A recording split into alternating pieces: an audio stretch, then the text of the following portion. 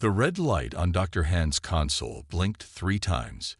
He sat up straight, his eyes wide. After 5 years of scanning the edges of the solar system, he had found something. "Sir, I'm getting a reading," he called to his team leader. "It's not random. There's a pattern." The year was 2142. Humans had spread across the solar system, with cities on Mars and mining posts on the moons of Jupiter. Earth remained the heart of human civilization, but humanity's reach had grown. Dr. Han Juwu worked at the Deep Space Listening Post on Titan, Saturn's largest moon. His job was to look for signs of life beyond the solar system. Most people thought it was a waste of time. Today, those people were wrong. "The signal is getting stronger," Han said, his voice steady despite his racing heart. "Something is coming toward us." Within 6 hours, every screen on every world showed the same image. A massive ship, unlike anything humans had built, entering the solar system. It was smooth and oval, with no visible engines or weapons. It glided past Neptune's orbit, broadcasting a simple message in perfect Earth standard. "We come in peace. We seek friendship." Captain Kim Do-yeon of the Earth Defense Force stood on the bridge of his ship, the EDF Defender, as it approached the alien vessel. His orders were clear: welcome the visitors, but be ready for anything. 20 smaller ships flew behind him, weapons powered but not aimed. "Captain, they're requesting to speak with you," said his communications officer. Kim nodded. "Put them through." The screen lit up with the image of an alien. It had 4 arms, a hard-looking outer shell, and large compound eyes that reminded Kim of Earth insects. But it stood upright and wore what appeared to be clothing. "I am Khalid of the Moru," the alien said. Its mouth didn't move. The words simply appeared in Kim's mind. "We have traveled far to meet your kind. I am Captain Kim Do-yeon of Earth. We welcome you to our solar system," Kim replied, hiding his surprise at the telepathic communication. Over the next week, the Moru ship moved to Earth orbit. Leaders from all human worlds gathered to meet them. The Moru explained they were traders and explorers who had visited many worlds across the galaxy. "We offer technology and knowledge," Talib told the Human Council. "In exchange, we ask only to learn about your culture and ways." Most humans were excited. The Moru technology could help solve many problems. Their medical knowledge alone could save millions of lives. But Captain Kim noticed things others missed. The Moru never answered direct questions about their homeworld. They never showed emotion, and they always seemed to be watching, analyzing every human reaction. At a reception for the Moru, Kim approached Dr. Han, who had been brought to Earth as an expert. "What do you think of our visitors, Doctor?" Kim asked quietly. Han smiled. "Amazing. Their biology is unlike anything we've studied, and so advanced." "Too advanced, maybe," Kim said. "Why would they need anything from us?" Before Han could answer, Khalid approached them. The Moru's 4 arms carried a container. "Captain Kim, Dr. Han," the alien greeted them. "I bring a gift from the Moru to humanity." The container opened, revealing a sleeping creature. It looked somewhat like a large cat, but with smoother skin and a more muscular build. Its closed eyes were large, and its limbs ended in what looked like hands rather than paws. "This is a sentinel," Khalid explained, "a species we have developed to serve as guards and workers. They are intelligent, loyal, and strong. We have brought 100 of them as gifts." Dr. Han leaned forward, fascinated. "You created these beings?" "Yes. They are genetically engineered to serve and protect. They will learn your language and customs quickly." As the creature opened its eyes and looked at them, Kim felt a chill. The sentinel's gaze was empty, calculating, with none of the warmth or curiosity he had seen in the eyes of Earth's animals. "Thank you for your generous gift," Kim said, the words feeling false in his mouth. He didn't trust these perfect creatures. And as he looked at the Moru, he wondered what else they weren't telling the people of Earth. 5 years passed quickly. The Sentinels became a common sight across human worlds. They worked in homes, offices, and security posts. They learned fast and never complained. Most people loved them. Park Jin-woo did not. Park worked in cybersecurity for the Earth Defense Force. His job was to look for threats in computer systems. Late one night, he noticed something strange. "That's odd," he said to himself, leaning closer to his screen. Data was moving through the network in an unusual pattern. It happened every night at exactly the same time. The next morning, Park showed his findings to his friend and coworker, Lee Sora. "Look at this," he said, pointing to his screen. "Every night at 3:15 a.m., there's a burst of data from security stations where sentinels work." Lee pushed her long hair back and studied the screen. "Could be routine updates. That's what I thought at first. But these data packets are encoded differently from our standard protocols. I can't read them." Lee frowned. "Have you told anyone else?" Park shook his head. "Not yet. I wanted to gather more evidence first." That night, they stayed late at the office. When 3:15 a.m. came, they traced the data signals. They came from every location where sentinels were stationed, and all the data went to one place, the Moru Cultural Center in New Beijing. "Why would the sentinels be sending data to the Moru?" Lee asked. "I don't know," Park replied, "but I'm going to find out." The next day, they visited the library to research the Moru. Lee found an old article about another alien species called the Xanthi. "Listen to this," she said. "Before the Moru came to us, they'd visited the Xanthi. They gave them creatures similar to our sentinels. 3 years later, the Xanthi civilization collapsed." Park felt cold. "Does it say why?" "No, and there's almost no information about the Xanthi now." They dug deeper. They found brief mentions of 2 other species who had received gifts from the Moru. Both had disappeared from galactic communications shortly after. Park and Lee took their findings to Captain Kim, now Admiral Kim, who had never fully trusted the Moru. "You think the sentinels are spying for the Moru?" Kim asked after they explained. "Yes, sir," Park said.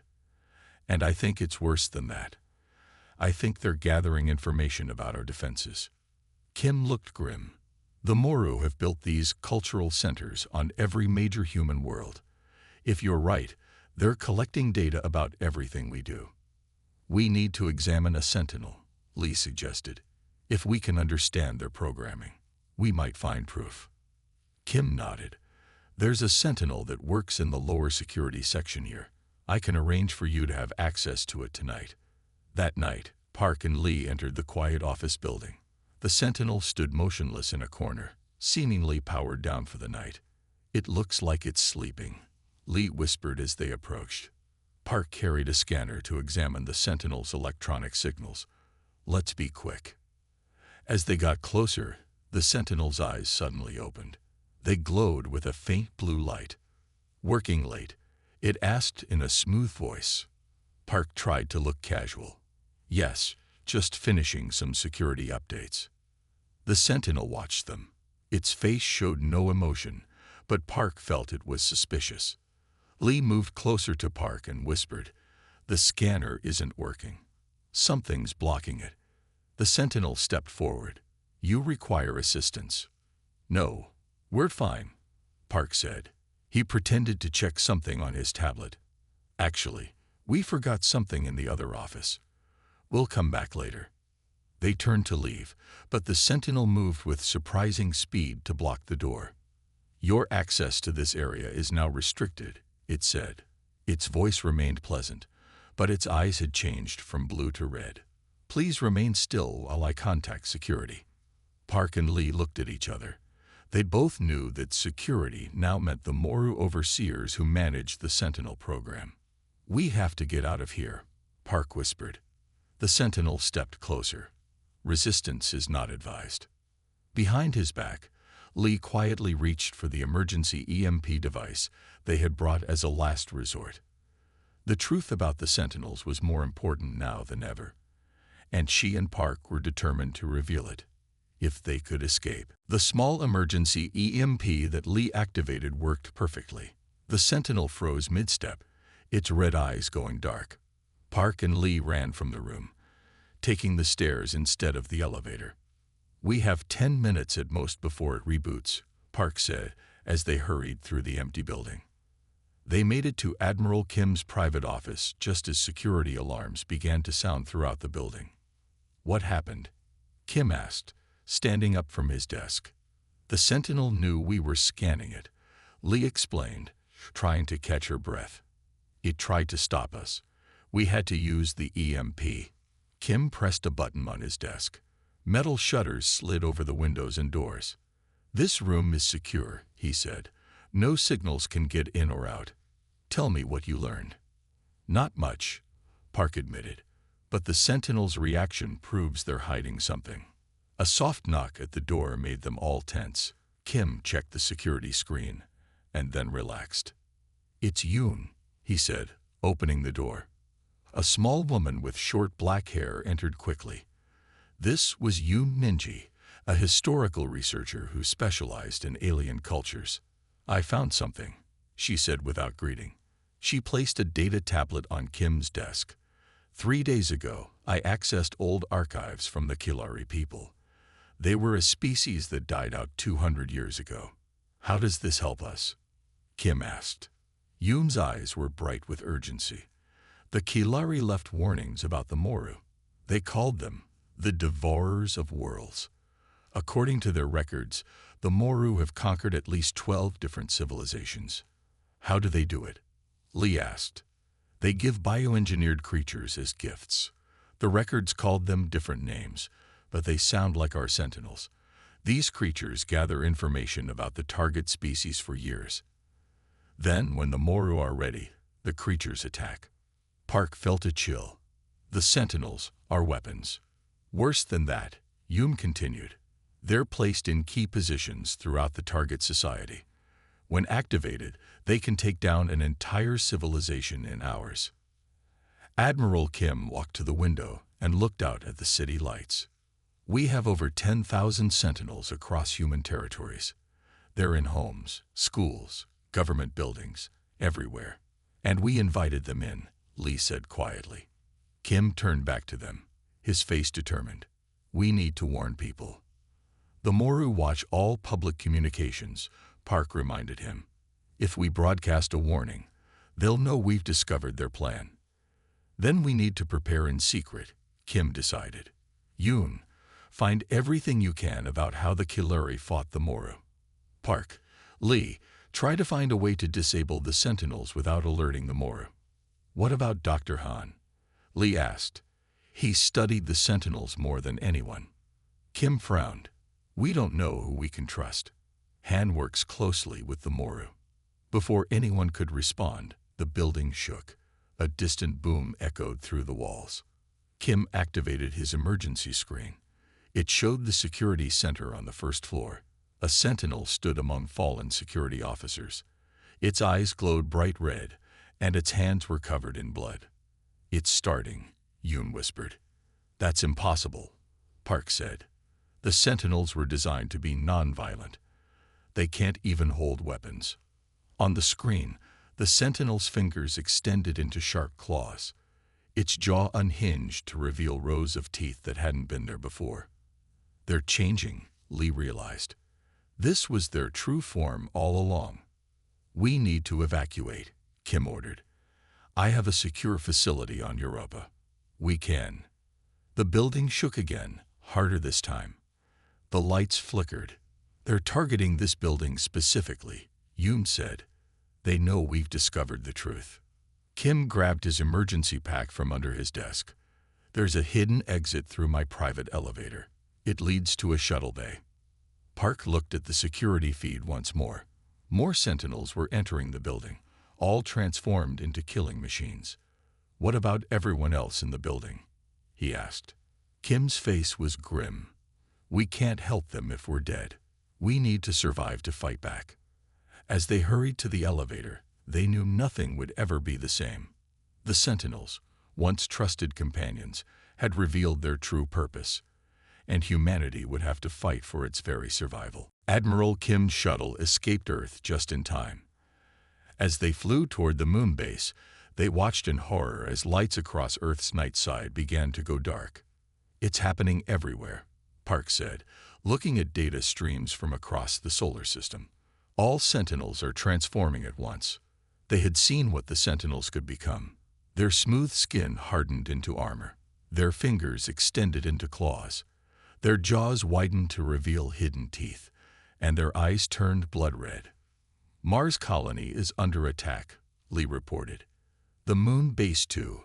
Jupiter's stations have gone silent." Kim's face was grim. The Moru planned this perfectly. The Sentinels are in every important location. How did they all activate at once? Yoon wondered. "The signal must have come from the Moru cultural centers," Park said. "They're on every human world." The shuttle changed course, heading away from the moon and toward the outer solar system instead. "Where are we going?" Lee asked. "Europa," Kim replied. "I built a secret base there 3 years ago. I never trusted the Moru." "Does anyone else know about it?" Yoon asked. "A few trusted officers. They'd been gradually moving supplies and weapons there." Park looked impressed. "You prepared for this." "I hoped I was wrong," Kim said quietly. The journey to Europa took 3 days. During that time, they received scattered messages from across human space. The news was always bad. The Sentinels had targeted power plants, defense systems, and government buildings first. Then they attacked military bases and communication centers. Some humans fought back, but they were unprepared. No one expected an attack from inside their own homes and workplaces. When they reached Europa, Kim's base was already filling with survivors. Scientists, soldiers, and civilians who had escaped the first attacks gathered in the underground facility carved into the icy moon. "How many made it?" Kim asked his second-in-command. "About 6,000 so far," the officer replied. "More arriving every hour." Park and Lee set up a communication center. They worked day and night to contact any surviving human outposts. "I think I found a pattern in the Sentinel programming," Lee said on their 5th day of the base. "There might be a way to interfere with their commands." Park looked at her work. "This could take months to develop into a weapon." "We don't have months," Kim said as he joined them. "Our scouts report Moru ships entering the inner solar system. They think the Sentinels have done their job and are coming to claim their prize." "How many ships?" Yum asked. She had been studying the few fragments of Kilari records they had managed to save. "Hundreds," Kim said. "Their main fleet must have been waiting just outside our system all these years." The room fell silent. Even if they found a way to fight the Sentinels, how could they defeat an entire alien armada? A communications officer ran into the room. "Admiral, we're receiving a message. It's coming from Earth from a secure channel." "Put it through," Kim ordered. The screen lit up to show a face they all recognized. Dr. Han Juwu. He looked tired, with a cut above his eye, but very much alive. "Admiral Kim," Han said, "I'm glad you survived." "Han," Kim exclaimed, "where are you? How did you escape the Sentinels?" "I'm in a hidden lab beneath the old Seoul University, and I escaped because I've been expecting this attack for years." Han's expression was serious. "I knew what the Sentinels really were soon after they arrived." "Why didn't you warn us?" Park demanded. "Because warning you would have triggered the attack sooner, before we were ready." Han moved his camera to show a large room behind him. "I've been working on our own solution. I call it Project Guardian." The camera panned across the room, showing large enclosures where animals moved about. They looked like dogs, but bigger, stronger, with intelligent eyes that watched the camera curiously. "What are they?" Lee asked. "Our answer to the Sentinels," Han replied. "The Moru created killers. We've raised guardians, and they're ready to fight." 3 days later, Dr. Han arrived at the Europa base with his special cargo. 10 transport containers were carefully unloaded from his ship. Kim, Park, Lee, and Yoon waited in the landing bay. "Are these your guardians?" Kim asked, looking at the containers with doubt in his eyes. Han nodded. This is the first group. I have more hidden in labs across the solar system. He walked to the largest container and opened it. Inside was what appeared to be a dog, but much larger than any normal breed. It had thick white fur and stood as tall as a man's waist. Its eyes were bright and alert. "This is Bake," Han said. "He's the leader of the first generation." Bake stepped out of the container without being told. He looked around the room, studying each person carefully. Then he sat next to Han, waiting. "He's just a dog," Kim said, disappointment clear in his voice. "How can dogs fight the Sentinels?" "Bake is far more than just a dog," Han replied. His breed, the Korean Jindo, was already known for loyalty and intelligence. "I've enhanced those qualities." Han turned to Bake. "Show them." Bake stood and walked to a nearby computer terminal. To everyone's shock, he pressed keys with his paws, entering a code. The screen lit up with data. "They can understand technology," Lee asked, moving closer. "And language," Han said. "They comprehend everything we say and can communicate through the computer systems I designed." The other containers were opened. 9 more dogs of various breeds emerged. All were larger than normal, with the same intelligent look in their eyes. "I've been working on this project since the Sentinels first arrived," Han explained. "I never trusted them. Their behavior patterns seemed programmed, not learned." "So you created your own creatures?" Park asked, still unsure. "No," Han said firmly. "That's the difference. I didn't create weapons. I raised companions. These dogs were born from normal parents. I enhanced their development, but I never changed who they are." You knelt to look Bake in the eyes. "You raised them with love." "Exactly." Han smiled. "The Moru don't understand emotional bonds. Their Sentinels are programmed to obey. But the Guardians choose to help us because we formed real connections with them." Kim still looked doubtful. "Can they really fight the Sentinels?" "Those things are killing machines." In answer, Han pressed a button on his wrist device. A hologram appeared, showing a recording from Earth. A transformed Sentinel was attacking a building when a large dog, similar to the ones now standing before them, leaped from the shadows. The dog moved with incredible speed, targeting the Sentinels' weak points with precision. "The Sentinels were designed to fight humans," Han said. "They don't know how to deal with a different kind of opponent, especially one that thinks and moves unpredictably." "How many of these Guardians do you have?" Kim asked, his voice now showing hope for the first time in days. 100 ready now.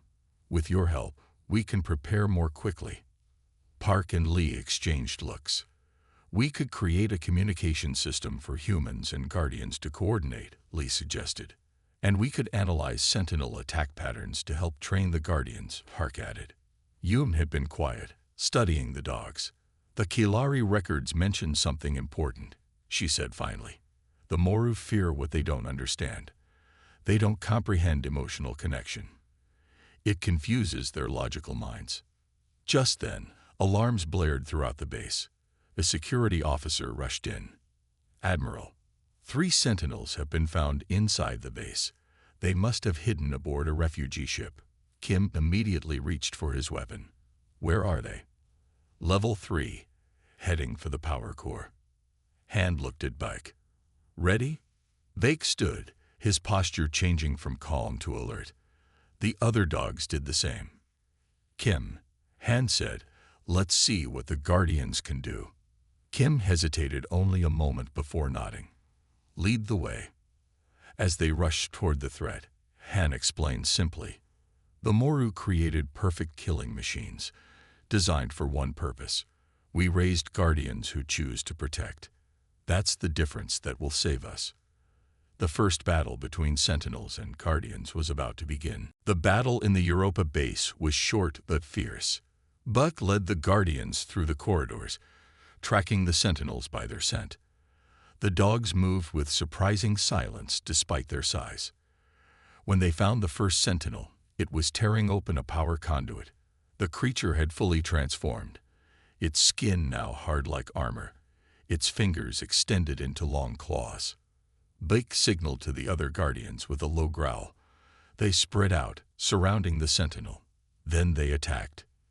The sentinel was fast, but the guardians were faster.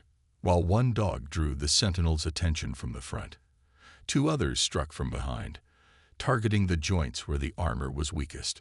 Within minutes, the sentinel stopped moving. Admiral Kim watched in amazement. "They fight as a team," he said. "They understand strategy," Han explained. "They know they're stronger together." The other two sentinels were found and defeated just as quickly.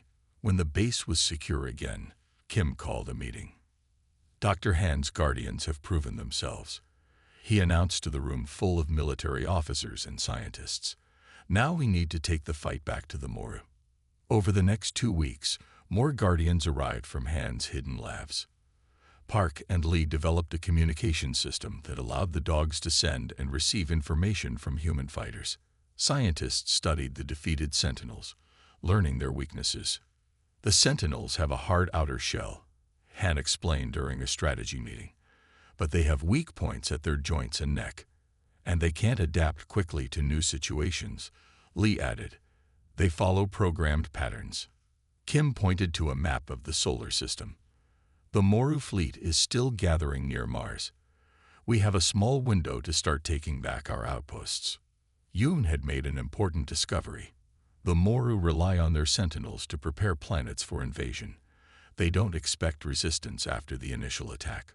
"So they'll be surprised when we fight back," Kim said. The first mission to reclaim a human facility was to the lunar colony. A team of 20 soldiers and 10 guardians, led by Kim and Bake, traveled in a stealth ship to the moon's surface. The colony was crawling with sentinels. The creatures patrolled the halls of the once busy base, their red eyes scanning for any survivors. "Remember," Kim told his team, "the guardians lead the attack. We provide backup and secure each section." Bake moved to the front of the group. The big white dog looked at Kim, waiting for the signal. "Go," Kim said. The battle for the lunar colony lasted 6 hours. The guardians tore through the sentinels with remarkable efficiency. Human soldiers followed, securing areas and rescuing the few survivors who had hidden during the initial attack. By the time the colony was secure, only 2 guardians had been injured, and no humans had died. "This works," Kim said as he watched medical teams treat the wounded dogs with the same care as the human soldiers. "We can fight back." News of their success spread quickly through the hidden human network. More bases and colonies prepared for liberation. Dr. Han worked with other scientists to train new guardians as quickly as possible. "The Moru are confused by our resistance," Yoon reported after intercepting alien communications. "They expected us to be defeated already." Park and Lee had been working on something even more important. They called Kim, Han, and Yoon to their lab to explain. "We've developed a virus," Park said. "If we can upload it to the Moru command ship, it could disable their entire fleet." "How do we get it to their command ship?" Kim asked. Lee brought up a holographic map. "We've located it here, in orbit around Mars. We'd need to get a team aboard." Everyone was quiet, considering the danger of such a mission. "It's a suicide mission," Kim finally said. Han looked at Buck, who sat attentively beside him. "Not necessarily. The Guardians can move through Moru ships without being immediately detected. Their sensors are designed to look for human life signs." Bake stood up, as if volunteering. "No," Han said, patting the dog's head. "We go together. The Moru created killers to use as tools. We raised Guardians to be our partners. That's why we'll win." The plan was dangerous but simple.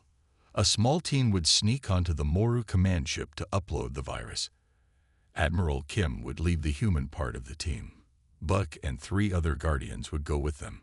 Park and Lee would handle the technical work. Their ship approached the massive Moru vessel using captured Sentinel codes to avoid detection. The giant oval ship hung in space above Mars, surrounded by hundreds of smaller crafts. "Remember," Kim told his team as they prepared to board, We need to reach the central computer. Park and Lee need 3 minutes to upload the virus. Yoon's voice came through their communication system from the Europa base. I've studied the Moru ship designs from the Kilari records. Their central computer should be in the middle of the ship, surrounded by their living quarters. The team wore special suits that masked their human life signs. The Guardians needed no such protection. The Moru sensors weren't designed to detect them. Bak will lead, Han said. He would stay on their ship, guiding them with Yoon's help. The Guardians can smell the Moru and Sentinels before you see them. They entered through a maintenance hatch. The inside of the Moru ship was strange. The walls looked almost alive, with patterns that shifted slowly. The air was thick and smelled sweet. Bake moved silently ahead, his nose working constantly. The other Guardians, a German shepherd named Ta, a Doberman named Minho, and another Jindo named Sun, spread out around the humans. They moved deeper into the ship without being detected. Twice, Bake signaled them to hide as sentinels passed by. The creatures looked even more monstrous here, in their full form. We're getting close, Yoon said through the communication link. The central computer should be through the next large doorway. As they approached the door, Bake suddenly growled. A moment later, alarms sounded throughout the ship. They've detected us, Kim said. Move quickly. They rushed toward the central chamber, but the door was locked. Park immediately began working on the control panel. I need time, he said. Bake barked once. The Guardians formed a circle around the humans, facing outward. From all directions came the sound of running feet. Here they come, Lee whispered. The first wave was sentinels, at least 20 of them rushing from both ends of the corridor. The Guardians met them halfway, fighting with coordinated precision. Kim and the human soldiers provided covering fire, but the close quarters made it difficult. Park finally got the door open. Inside, quickly. The team backed into the central chamber, a massive room filled with pulsing equipment. In the center stood a column of shifting light. That's it, Lee said, pointing to a control panel near the light column. We need to connect there. As Park and Lee rushed to the panel, a new door opened. 3 Moru stepped into the room. They were larger than the ones humans had met before, with elaborate markings on their exoskeletons. The central Moru spoke, its voice appearing directly in their minds. Humans, you surprise us. We tend to do that, Kim replied, weapon raised. Your resistance is impressive but futile, the Moru said. We have conquered hundreds of worlds using our sentinels. Your species is no different. Bake moved to stand beside Kim, showing no fear of the alien. What is this creature? The Moru asked, its compound eyes studying Bake. Another of your earth animals. This is Bake, Kim said. A guardian. The Moru seemed confused. You bring pets to battle. Illogical. Not pets, Kim corrected. Partners. Behind them, Park and Lee worked frantically on the panel. 2 more minutes, Park whispered. More sentinels entered the room, surrounding them. The situation looked hopeless. The lead Moru stepped forward. Your primitive emotions make you weak. You care for these animals, and that will destroy you. Kim looked at Bake, who returned his gaze with intelligent eyes. You're wrong. Our bonds make us stronger. As if understanding the importance of the moment, Bake did something unexpected. He pressed against Kim's leg in a gesture of affection, then turned to face the Moru with fierce determination. The Moru commander seemed disturbed by this display. Incomprehensible. The creatures choose to fight for you, without programming. That's exactly what you will never understand, Kim said as the Guardians prepared for their final stand. And that's why we'll win. It's done, Lee shouted as she finished uploading the virus. The effect was immediate. The pulsing light in the central column flickered and dimmed. Throughout the ship, systems began to shut down. The sentinels surrounding them froze in place, their red eyes going dark. The Moru commander made a high-pitched sound of distress. What have you done? We've turned off your fleet, Park explained, moving back to join the others. The virus is spreading to every Moru ship in the system. Kim smiled. Your sentinels aren't the only ones who can be programmed. The Moru commander lunged forward in anger. Bake moved faster, knocking the alien back. The other guardians quickly surrounded the three Moru leaders. The difference, Kim said, is that our guardians choose to fight. They're not forced to. With the sentinels deactivated, the team secured the command center. Through their communication system, Yoon reported that Moru ships throughout the solar system were powering down. All human outposts report the same thing, she said excitedly. The sentinels have stopped moving. They just shut down where they stood. It worked. Han's voice came through. Now get out of there. The team made their way back to their ship, bringing the Moru commanders as prisoners. As they flew away from the massive alien vessel, they saw other Moru ships floating powerless in space. 1 month later, the solar system was secure again. Human forces had captured the disabled Moru fleet. The Sentinels, now harmless without their control signal, were collected and placed in secure storage. At the rebuilt Earth Defense Headquarters, Admiral Kim addressed the leaders of all human worlds. The threat has been contained, he announced. The Moru have been imprisoned and their technology is being studied. We are safe for now. Dr. Han stepped forward, but we must remain vigilant. The Moru are just one species in a vast galaxy. There will be other threats. He gestured to Buck, who sat proudly beside him. Several other guardians were placed around the room, watching the proceedings with intelligent eyes. The guardians proved their worth in our darkest hour, Han continued. I propose we establish an institute to continue their development, not as weapons, but as partners in protecting our worlds. The vote was unanimous. The Guardian Institute was founded, with Han as its first director. 3 months after the defeat of the Moru, a special ceremony was held. Kim, now the Supreme Commander of Earth's Defense Forces, stood before a crowd of humans and Guardians. Today, he said, we recognize a new intelligent species among us. The Guardians have shown courage, loyalty, and wisdom beyond what we could have imagined. Bake walked forward, representing all Guardians. Kim placed a special collar around his neck, embedded with technology that would allow him to speak through a computer voice. We choose to serve, were Bak's first words through the device. The crowd cheered.